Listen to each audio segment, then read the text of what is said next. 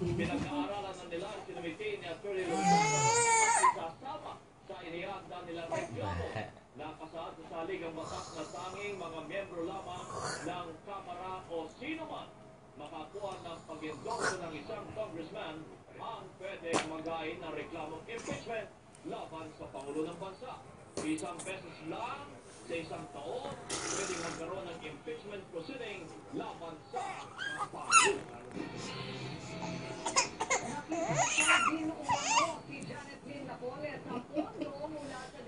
Meron na umarte. Meron na umarte. Meron na umarte. Meron na umarte.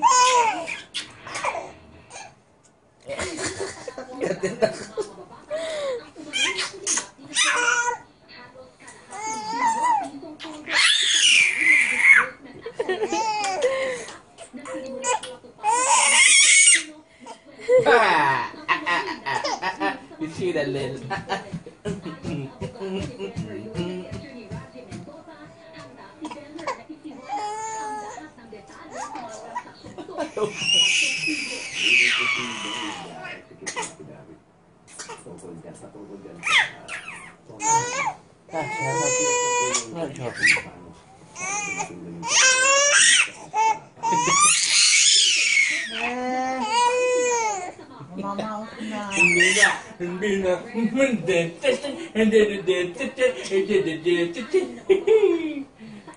Mas loud.